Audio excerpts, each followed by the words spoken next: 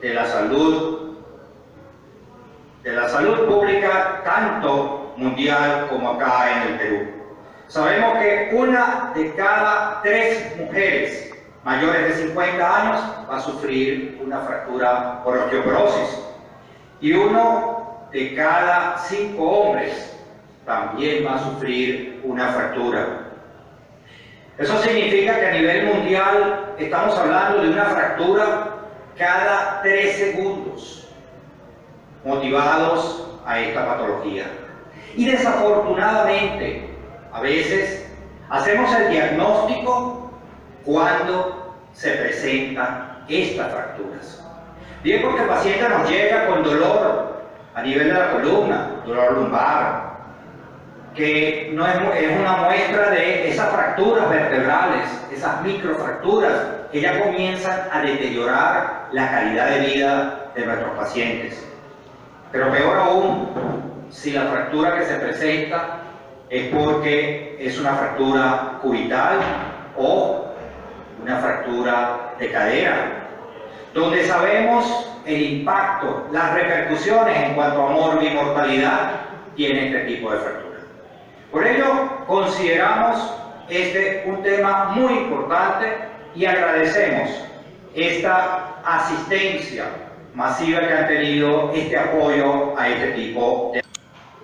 A un amigo reumatólogo procedente de México, el doctor Francisco Fidencio Cons Molina, médico egresado de la Facultad de Medicina de la Universidad Autónoma de Baja California, Mexicali, y especialista en reumatología, profesor de reumatología e inmunología de esta facultad ya por 24 años, fundador y director médico del Centro de Investigación en Artritis y Osteoporosis, expresidente del panel iberoamericano de la International Society for Clinical Densitometry y profesor y coordinador general de los cursos de densitometría y certificación de esta sociedad en México. Socio y miembro fundador de la Asociación Mexicana de Metabolismo Óseo y Mineral. Miembro del Comité de Expertos de la International Osteoporosis Foundation para Latinoamérica. Investigador principal en 30 estudios clínicos en enfermedades reumáticas y osteoporosis, y quien esta noche va a ser la persona quien entonces va a disertar y nos va a hablar sobre todo de la actualización de una molécula como lo es denosumab en esta patología. Les pido que lo reciban. Buenas noches. Estoy muy agradecido por la invitación a visitarlos. Siempre me ha gustado viajar y venir a visitar amigos en Perú, así es que espero que esta también sea otra ocasión memorable. Me han pedido que platique con ustedes algunos conceptos nuevos y algunos conceptos básicos sobre el tratamiento de la osteoporosis con denosumab, y vamos a entrar en materia. Espero que las demás ciudades nos estén escuchando y nos estén viendo bien, y para que todos podamos sacar provecho de esto. Muy bien. Esta es mi declaración de intereses. Soy investigador clínico, damos algunas conferencias, soy reumatólogo de base y soy básicamente clínico, damos consulta todos los días. Y nos dedicamos también a la interpretación de estudios de densitometría. Tenemos 2 densitómetros en nuestra unidad y esta es mi declaración. ¿De qué vamos a hablar hoy? Esta es nuestra agenda. Vamos a hablar de la osteoporosis como una enfermedad crónica. Vamos a hablar un poquito de la fisiopatología y los mecanismos de acción de denosumab. Y vamos a hablar también del estudio principal de fracturas en pacientes con osteoporosis posmenopáusica, que es el estudio Friedel, y su extensión durante 7 años hasta tener una experiencia acumulada de 10 años. Voy a mencionar algunos estudios comparativos de 1 a 1 entre denosumab y bifosfonatos, y cuál es el resultado de esta comparación. Vamos a hablar también de lo que sucede cuando algún tratamiento para osteoporosis se suspende. No es exclusivo de denosumab. Todos los tratamientos que se suspenden empiezan a declinar los beneficios que se obtuvieron cuando esto se suspende. La pregunta de si podemos volver a utilizar denosumab una vez que se ha suspendido, también vamos a abordar ese tema. Y vamos a hablar también de las estrategias que se están estudiando y están en desarrollo para abordar el problema de qué hacer con el paciente que suspende denosumab. Finalmente, les voy a hacer una invitación a los médicos que están aquí presentes y a algunos de los que están en las otras ciudades a participar en 3 proyectos colaborativos regionales epidemiológicos pacientes con osteoporosis, pero eso va a ser al cierre. De tal forma que empecemos. Vean ustedes el primer concepto que quiero cambiarles. La osteoporosis es una enfermedad crónica. Y quiero quitarles el concepto de que la osteoporosis es una enfermedad para 3 años.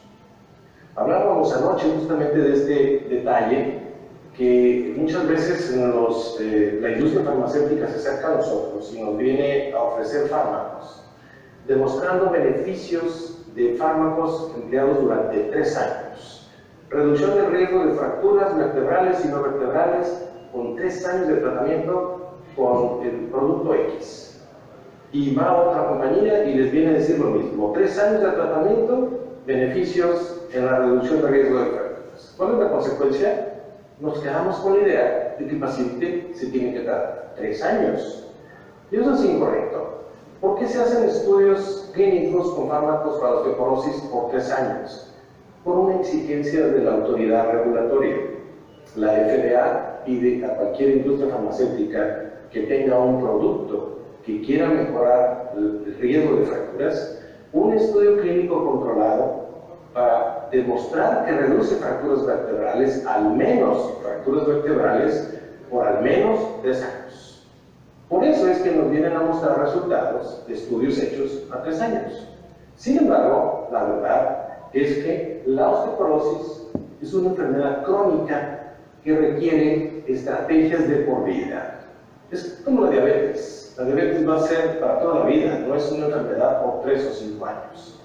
Sabemos que en cuanto demos un tratamiento y lo suspendamos, vamos a perder los beneficios de dicho tratamiento.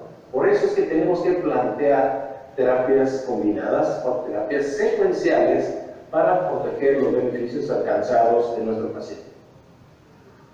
Vean ustedes también que hay muy pocos estudios con todos los fármacos disponibles en el mercado que hayan demostrado en el largo plazo tener efectividad y seguridad con estudios a largo plazo. Y estoy hablando de largo plazo al menos 10 años, como lo ha demostrado en el estudio clínico Freedom y su extensión, el denosumab. Volvamos a la básica. Ustedes saben que esta es una enfermedad crónica que se caracteriza por una pérdida ósea trabecular en los cuerpos vertebrales y por una pérdida ósea cortical en los huesos largos, particularmente en la cadera. Pueden ustedes ver en esta imagen lo que sucede en un hueso normal a la izquierda, una mujer de 29 años. Vean la trabécula y vean la cortical de un hueso sano joven. Vean en medio un paciente que ya tiene osteoporosis, como pueden ver la pérdida de trabeculaciones, aumento en los espacios intervertebrales.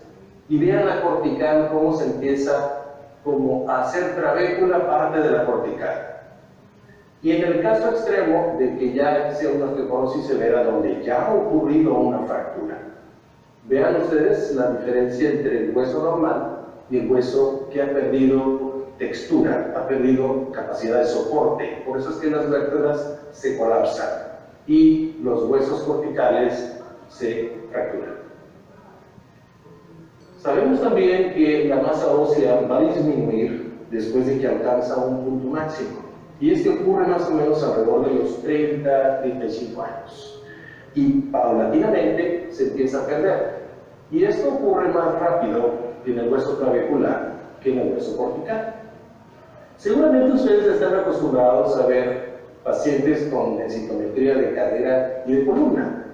Y se puede encontrar que la densitometría de la columna está más baja que la densitometría de la cadera.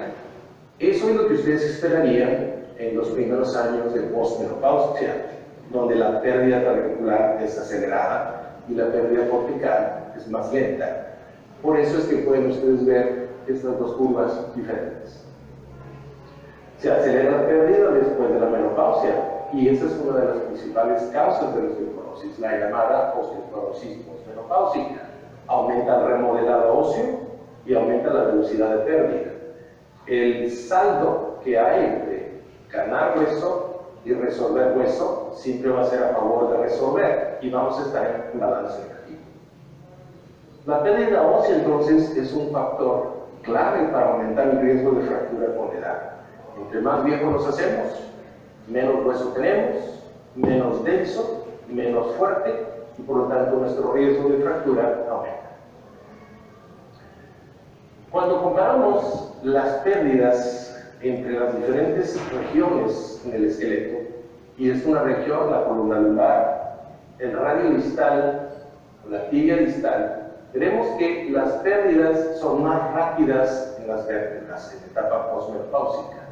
Y ustedes pueden ver esta comparación en estas tres barras, y esto se debe al efecto de la etapa postmenopáusica, sobre todo en el hueso trabecular. Los cuerpos vertebrales, recuerden, están compuestos principalmente de hueso trabecular y menos proporción de hueso cortical. Si hablamos de la cadera, en particular del fémur proximal, hay una cantidad aproximada de 50-50 de contenido cortical y clavicular a nivel del cuello fémur. Déjenme hablarles ahora de denosumab, es el invitado de la noche. Denosumab es una molécula que, a diferencia de los viejos productos farmacéuticos, es producida por ingeniería genética. Es un anticuerpo. Es producido específicamente contra un blanco o un target, que es el que voy a proceder a describirles. Antes de poder explicarles qué es denosumab, debo explicarles este sistema que se llama el sistema RANK ligando osteoprotegerina. Este sistema juega un papel clave en la osteoporosis y otras condiciones caracterizadas por pérdida de masa ósea. ¿Cuáles son estas? La primera, de la que hemos hablado más, es hasta este momento la osteoporosis postmenopáusica. Otra condición donde se produce una pérdida ósea importante es la pérdida inducida por tratamientos farmacológicos, en particular los glucocorticoides. Otras condiciones donde hay pérdida ósea importante es las lesiones óseas por cáncer o las lesiones metastásicas de cáncer en otros sitios hacia el hueso. Y finalmente, otra de las condiciones que con frecuencia afecta la pérdida ósea es en la artritis reumatoide. En los bordes de las articulaciones se generan erosiones que son producidas precisamente por aumento en la actividad osteoclástica, y lo que produce la deformidad clásica bien reconocida del paciente con artritis reumatoide. De tal forma que, para poder entender qué es el sistema RANK ligando osteoprotegerina, hicimos este diagrama tratando de explicar con unos gráficos de forma más sencilla y didáctica lo que es este sistema. Y vean ustedes, el RANK es esta estructura que es un receptor. Tiene forma de clavel, ¿les parece? Color rojo. Y este se encuentra en los osteoclastos y en las células precursoras de osteoclastos. Y se activa cuando el RANK ligando llega y contacta al receptor. Este RANK ligando es producido por los osteoblastos y por los osteocitos, y tiene la función precisamente de activar al receptor para que la célula precursora de osteoclastos madure y se active. Y finalmente, la osteoprotegerina es una proteína secretada por osteoblastos y células óseas de recubrimiento óseo que tiene la función de equilibrar este sistema. Todo sistema biológico tiene un inhibidor para equilibrar los procesos biológicos. De tal forma que estos tres elementos participan en este proceso. Vean ustedes cómo del lado izquierdo tenemos a las células precursoras de los osteoblastos, que para poder madurar y llegar a ser un osteoclasto necesitan ser activadas en su receptor, que es el RANK, a través de la unión del RAN ligando, haciendo que esta célula se vuelva grande, multinucleada, se active y se vuelva un verdadero macrófago, que va a tener como función la capacidad de resolver en la superficie ósea. Esa es la función del osteoclasto. Va a ir a resolver. Desayuna, come y cena, pues para eso son los osteoclastos.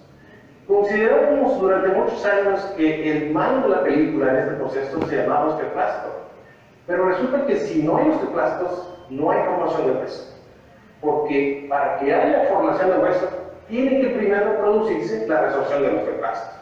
Están encadenados. Primero viene la acción de uno, seguida de la acción del otro. En México, cuando platicamos de la función de osteoclasto y osteoblasto, hablamos de la cuadrilla de mantenimiento. Y siempre les ponemos este ejemplo, ¿no? Imagínense que este es el edificio, que este es el esqueleto, el edificio, y que este edificio, con el tiempo, con los temblores, genera grietas. En México también tiembla, no nada más ustedes. Y estas grietas necesitan mantenimiento, necesitan reparación. Y si se nos pone una grieta en este muro, le van a dar la cuadrilla de reparación, va a ir a escarbar la grieta, la va a ir a rellenar y la va a dejar como nueva. Exactamente igual sucede en el esqueleto. El esqueleto sucede en microfracturas, se llaman microcracks. ¿Quién es el encargado de repararlas? El osteoclasto, que va y repara y recambia el hueso que está dañado, y después viene el osteoblasto a emplastar y rellenar la oquedad que dejó el osteoclasto. Entonces, ¿quién es el bueno y quién es el malo de la película? Trabajan en forma sincrónica. Los dos son necesarios, tanto el osteoclasto como el osteoblasto. Y entonces, ¿qué sucede? ¿Por qué tenemos osteoporosis? Sucede que cuando tenemos una sobreexpresión del RAN ligando, estos que parecen chicharitos, si tenemos un exceso, lo que vamos a ocasionar es una hiperactividad del osteoclasto. Vamos a tener demasiada resorción. Se nos va a pasar la mano excavando y buscando grietas a veces donde no hay. ¿Cuál es la consecuencia? Que el sistema de equilibrio, que se llama osteoprotegerina, pues no alcanza a equilibrar este sistema, y entonces entramos en un desbalance negativo y empezamos a perder más hueso. La función de la osteoprotegerina es inhibir la formación, la función y la sobrevida de los osteoclastos. Evita que maduren, evita que se formen, pero no los mata, a diferencia de lo que hace el bifosfonato. El bifosfonato es tóxico para los osteoclastos, se lo voy a mostrar más tarde. De tal forma que si ustedes me han seguido y siguen la lógica de cuál es el mecanismo de daño que ocurre en la osteoporosis posmenopáusica, pues dirían, bueno, ¿y por qué no le ponemos osteoprotegerina al sistema? ¿Por qué no le ponemos osteoprotegerina para evitar que esto ocurra? Condiciones como, por ejemplo, la osteoporosis posmenopáusica, donde hay un exceso, se desbalancea el equilibrio de este sistema con el RAN ligando, la osteoprotegerina natural que tenemos en nuestro cuerpo no alcanza. ¿A qué se les ocurriría hacer? Pues vamos poniendo osteoprotegerina, ¿no? Es lo primero que uno pensaría. Perfecto, pues eso ya lo pensaron. Y entonces dijeron, bueno, pues vamos a hacer una osteoprotegerina sintética que se llama denosumab. Eso es denosumab. Es un equivalente a la osteoprotegerina que equilibra el exceso de RAN ligando. Ahora sí se entiende, ¿verdad? Pero si se los hubiera dicho hace 5 minutos, tal vez no se hubiera entendido. La lógica de la información les permite comprender mejor esto. Entonces les dije al principio que era un anticuerpo monoclonal. ¿Qué es un anticuerpo monoclonal? Es una proteína dirigida contra un blanco específico. Es una inmunoglobulina que tiene un target específico. Y en este caso, denosumab tiene como target el RANK ligando. Vean ustedes cómo denosumab, a diferencia de otros anticuerpos, es totalmente humanizado. ¿Qué significa eso?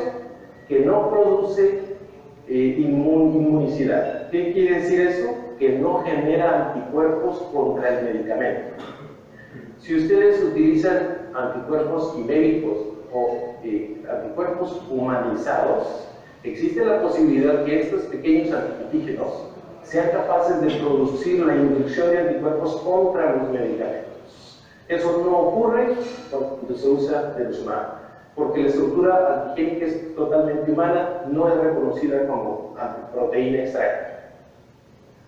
La estructura de la molécula es esta, es una inmunoglobulina G del subtipo 1 y tiene como blanco antigénico al RAN ligando.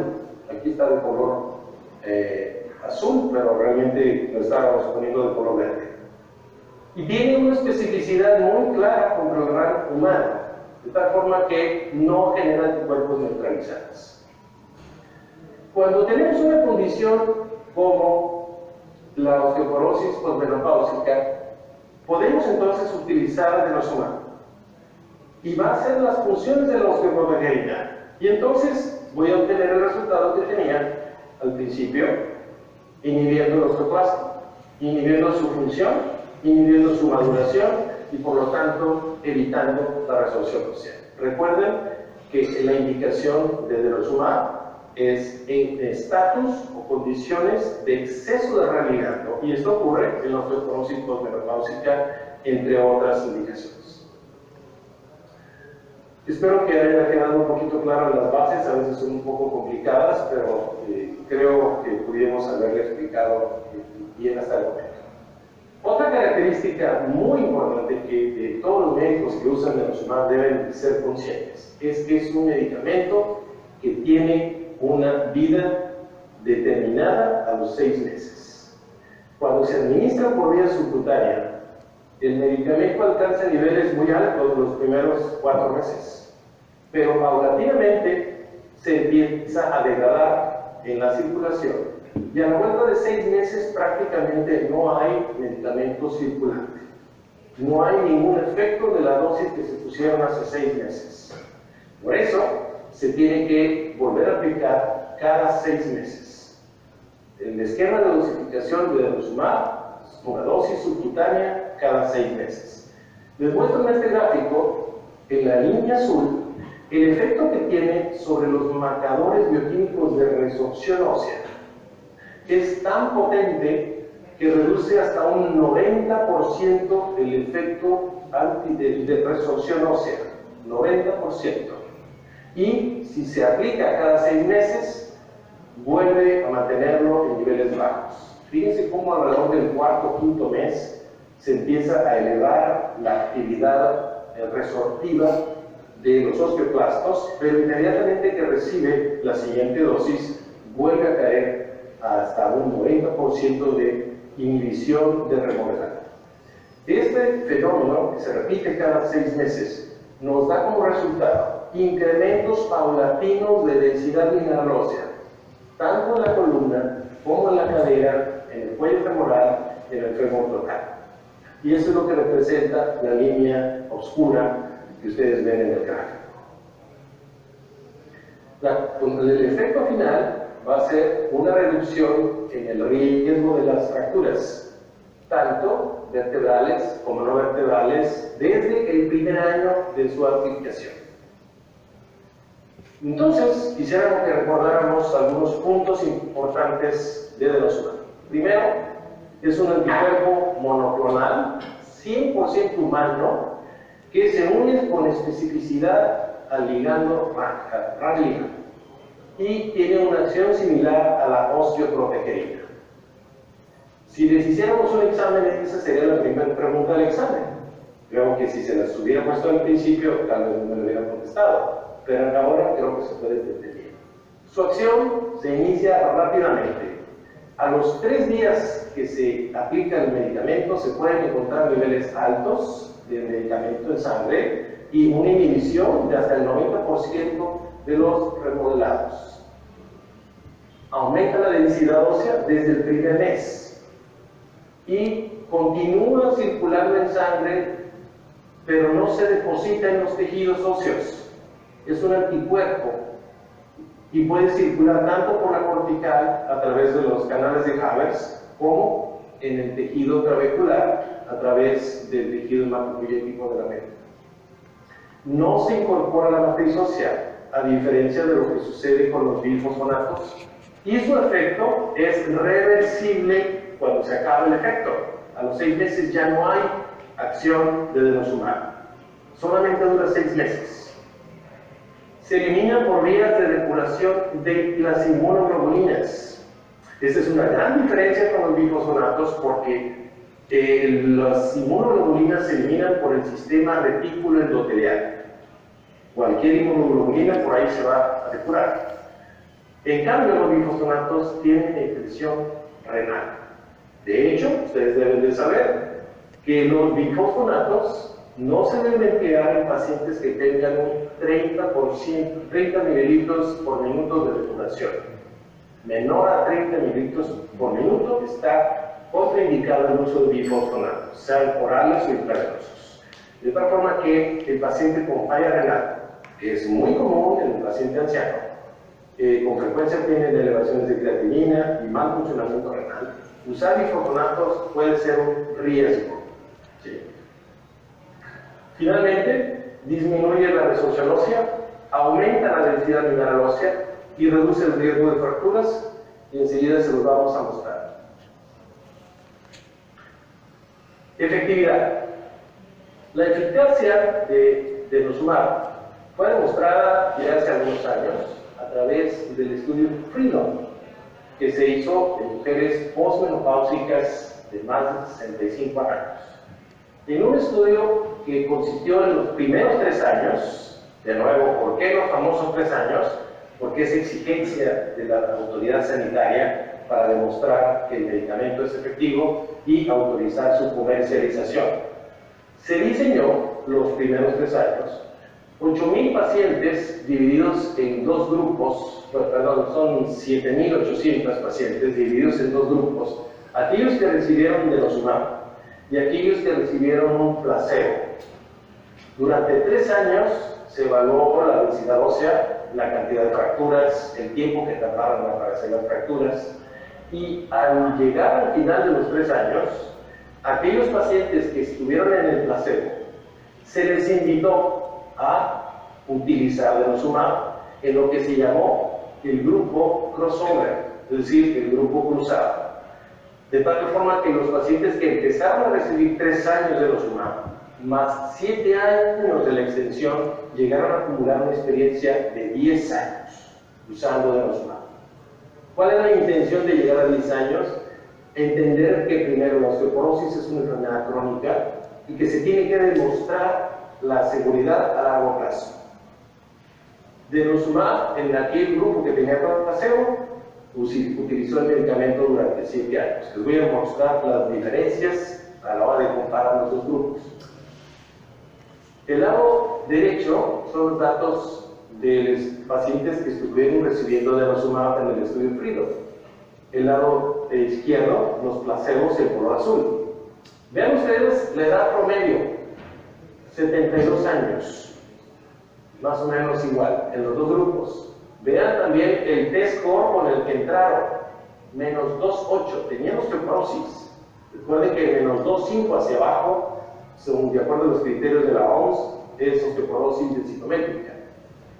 Esto es en la columna, y tenían menos 2,15 promedio en el cuello femoral.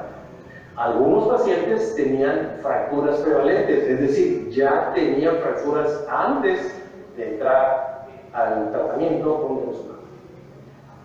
Otras características importantes, quiero que vean el cálculo del índice FRAX a la hora de ingresar al estudio. Tenían un factor de 15, un riesgo absoluto de desarrollar fracturas de 15% para fractura osteoporótica mayor y un riesgo de 4.8 para sufrir fracturas de cadera.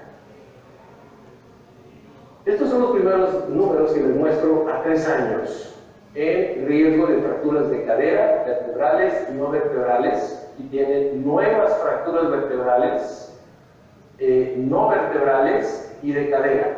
Reducción del riesgo relativo del 68% en las vértebras, 20% en las fracturas no vertebrales y de un 40% en las fracturas de cadera.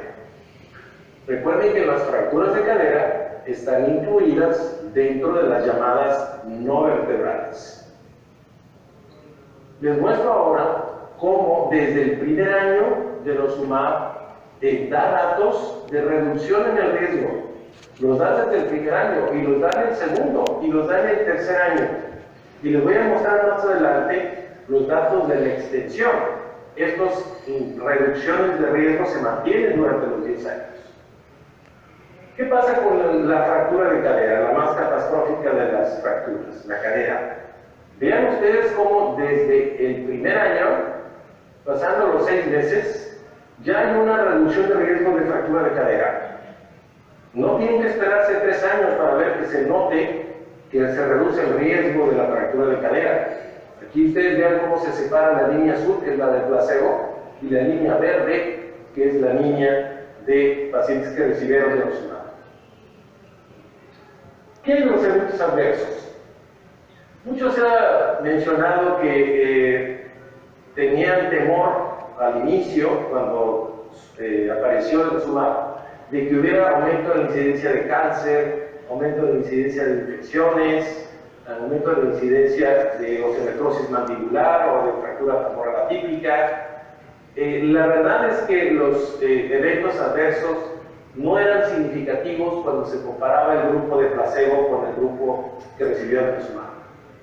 Llamó la atención la prevalencia de más eczema, pacientes con más eczema en el grupo que tenía denosumab que el grupo que tenía placebo. El eczema es prácticamente una lesión inflamatoria en la piel, puede ser inespecífica, pero se dio más frecuentemente en el grupo con denosumab en esta población del estudio FREEDOM. Y llamó la atención, y se los pongo en rojo, que el grupo con denosumab sufrió menos caídas que el grupo placebo. Al principio, cuando se publicó esto, pues nadie entendía por qué había menos caídas en el grupo con denosumab, y años después investigaciones han demostrado que el RANK también es expresado en el tejido muscular y también es sensible a los efectos de denosumab.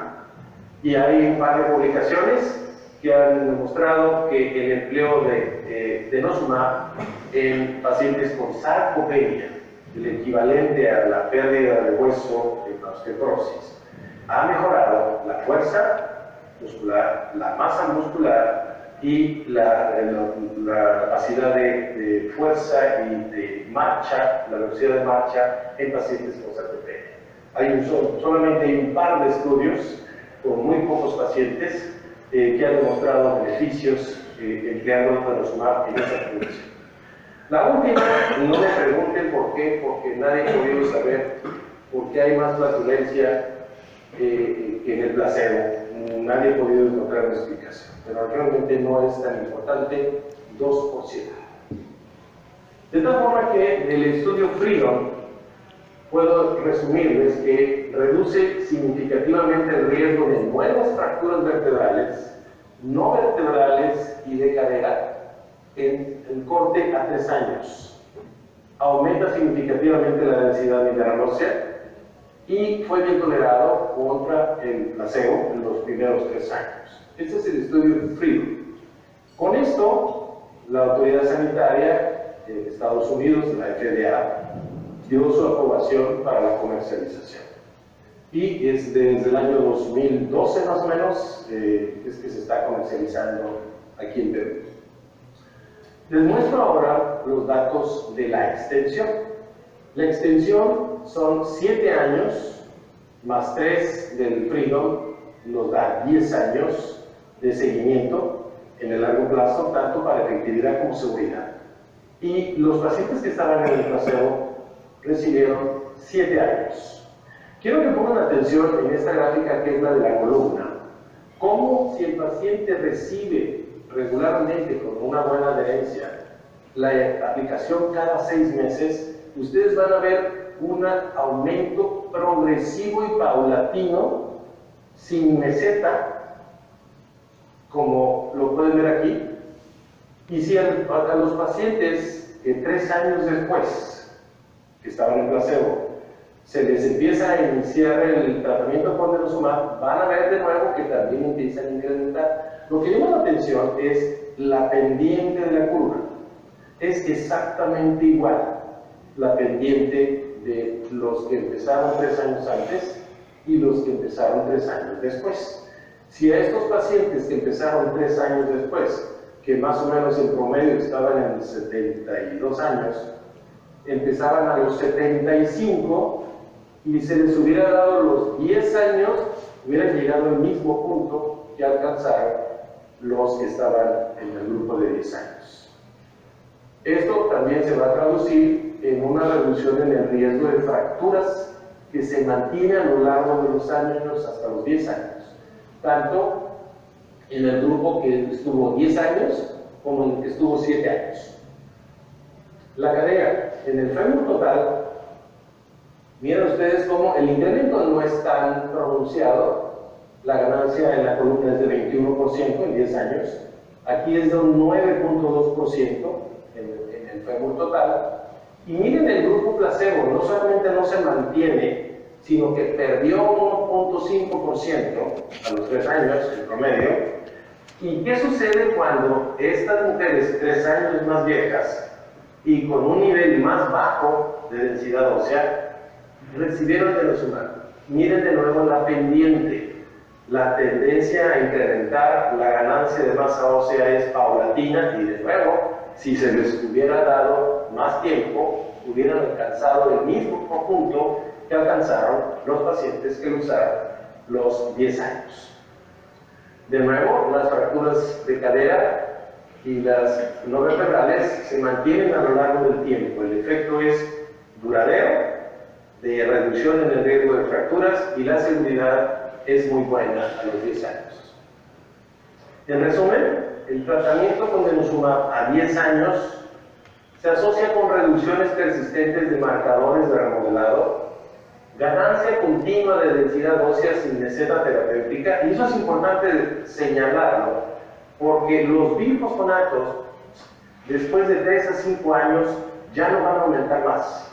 Van a producir una meseta en la curva, que si ustedes les dan 10 años de bifosfonato, lo que ustedes quieran, después de 3 a 5 años no va a haber más incrementos. Ejemplo, el estudio FOSIT, que fue con alendronato, a continuación del estudio FIT, fue llevado hasta 10 años. La curva de ganancia generó una meseta, y el riesgo de fractura que se obtuvo a los 5 años de alendronato es el mismo que se tenía a los 10 años. ¿Qué les estoy diciendo? Que le den a un paciente 5 años o 10 años de alendronato no les va a mejorar el riesgo de fracturas. Al contrario, puede incrementarles el riesgo de fractura femoral atípica o de complicaciones de uso prolongado de bifosfonatos como la osteonecrosis mandibular. Pero no vamos a ganar más masa ósea porque le demos más tiempo un bifosfonato. Hay una baja incidencia de nuevas fracturas vertebrales y no vertebrales, y aquí, insisto, está incluida en las no vertebrales la fractura de cadera. La relación riesgo-beneficio es favorable y es persistente. Y les insisto, es el único estudio que ha llevado a 10 años el seguimiento después de los 3 años de utilización del mínimo necesario para aprobación de su comercialización.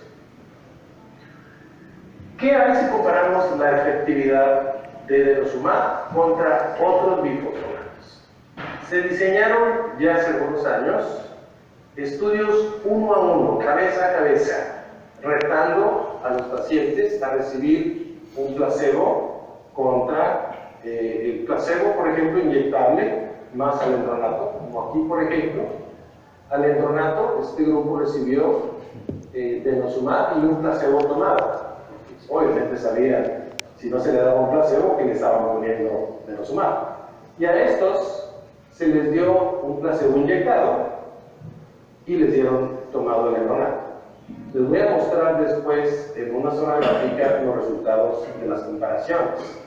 Ese es el estudio de SAI y el estudio STAT. Estas eran mujeres con tratamiento previo de alendronato y estas mujeres no tenían tratamiento previo.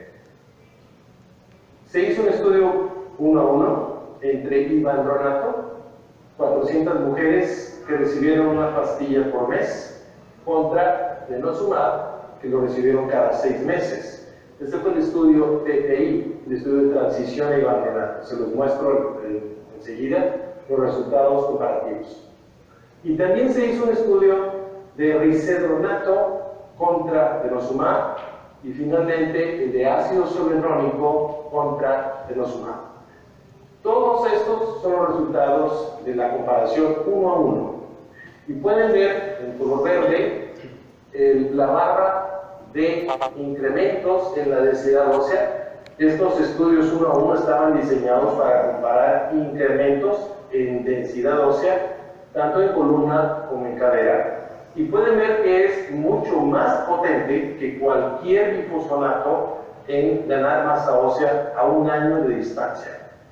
El más débil de todos, risedronato, enseguida ivandronato, es más potente alendronato que los dos anteriores, y sea con tratamiento previo o sin tratamiento previo, alendronato, el estudio de SAI tiene el tratamiento previo, es más alta la ganancia de masa ósea que con cualquier bifosfonato. Cualquier bifosfonato que comparen con denosumab queda por bajo del efecto de potencia antirresortiva y de incrementos de masa ósea. Hemos hablado de que la osteoporosis es una enfermedad crónica y que si dejamos de tratar al paciente se van a perder los beneficios del tratamiento que haya recibido. Vean ustedes esto. ¿Qué sucede con el remodelado, la densidad ósea y el riesgo de fractura al interrumpir los fármacos que usamos para tratar la osteoporosis? Los molesto con una botella de agua. Aquí está, pero no lo había visto. Denle un minuto. Ya hablé mucho. ¿Vamos? ¿Qué pasa entonces? Todos los fármacos que empleamos para la osteoporosis tienen efectos reversibles cuando se suspende el tratamiento en plazos de tiempo variable. Deben considerar que los que más duración tienen o efectos acumulativos son los bifosfonatos. ¿Por qué nos acomodan allí? Ahí no van a ver nada. Pónganos aquí enfrente. ¿Sí? Ahí no ven nada, ¿verdad? ¿Por qué no se ponen aquí en serio, jóvenes? Acomoden las sillas, por favor. Si a mí me invitaron a una cena donde voy a estar viendo la pared de allá y no están viendo esto, pues yo me sentiría gusto. ¿Sí? Chita, ¿por qué no nos mueven aquí?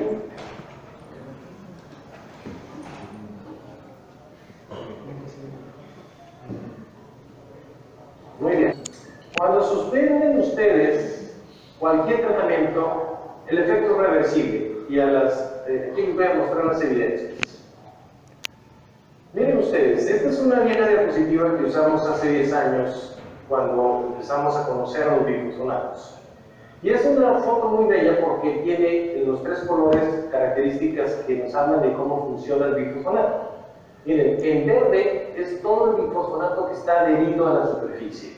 Les he insistido que denosumab no es de depósito, circula, es un anticuerpo. Pero los bifosfonatos tienen una adherencia tremenda hacia la hidroxiapatita en la superficie del hueso.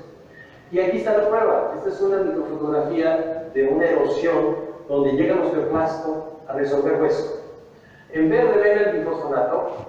En azul es la membrana del osteoclasto, incluso aquí se ve la membrana del osteoclasto.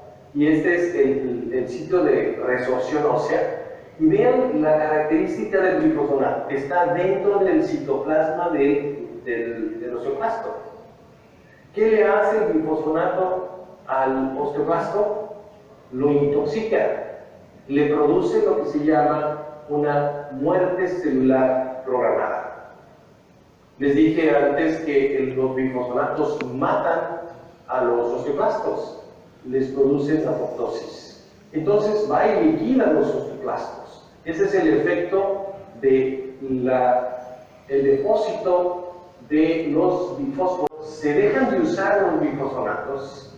El efecto residual a largo plazo de los glifosinatos puede durar algunos años, 2, 3 o 4 años, dependiendo de la potencia de cada glifosinato. Se los enseño enseguida. De tal forma que cuando se empiezan a dejar los tratamientos, ejemplo, alendronato, un año después de que se suspende el tratamiento con alendronato, se empiezan a incrementar las fracturas vertebrales. No están protegidos porque usaron alendronato o ácido zoledrónico. Una vez que se suspende, empiezan de nuevo a aumentar el riesgo de fracturas. Vean este otro estudio. En este estudio a 2 grupos se les dio 3 años de ácido zoledrónico y 3 años placebo. Vean ustedes cuando se comparan la tasa de fracturas de 6 años contra 3 años y placebo, es el doble. Acabando los 3 años de zoledronato, empezaron a incrementarse las fracturas, el riesgo de fracturas al suspender ácido zoledrónico. ¿Qué pasa cuando hablamos de hormonal, tratamiento de reemplazo hormonal? Estos son marcadores de resorción. Nos mide qué tanta actividad tiene el osteoclasto a la hora de resolver. Y miren ustedes, con tratamiento se inhibe el remodelado, se suspende el tratamiento y de inmediato viene lo que se llama el rebote de la resorción. Mantenemos a los osteoclastos detenidos y cuando les quitamos el freno, se sueltan. Si hay alguien que ha descrito este fenómeno del rebote como el síndrome del osteoclasto hambriento, lo hemos mantenido ahí inhibido y lo soltamos y la actividad regresa a lo normal y regresa mucho más aumentada. En ese proceso aumenta en gran medida el proceso de destrucción y empezamos a perder rápidamente hueso. Los anabólicos no se escapan a este fenómeno. Ustedes saben que el único anabólico que tenemos en este momento en el mercado, todo el mundo aquí en Latinoamérica es el único, es teriparatide. Vean ustedes, ya sea con 40 microgramos al día o 20 microgramos al día, como sabemos que el tratamiento es limitado, ya sea 18 o 24 meses máximo, al suspenderlo, vamos a perder el 50% de lo que ganamos. Un anabólico. Y sabemos eso, por lo tanto, tenemos que planear que si usamos el anabólico, debe ser seguido de un antirresortivo que me mantenga lo que yo he ganado. Y un buen antirresortivo que mantenga lo que ganamos con teriparatide se llama denosumab, pero también puede ser un glifosinato. En el largo plazo nos dará mejor rendimiento y mejor reducción del número de fracturas pensando en el largo plazo. Ayer les mostramos unos datos a los reumatólogos con los que platicamos anoche, que si nosotros empezamos la terapia con 2 años de anabólico y seguimos 8 años de un antirresortivo, vamos a reducir 33.8 fracturas de cadera en mujeres de 70 años por 1000 mujeres tratadas por año. Pero si empezamos al revés, con 8 años de un antirresortivo y los últimos 2 de los 10 con un anabólico, la reducción de fracturas va a bajar al 20, de 30.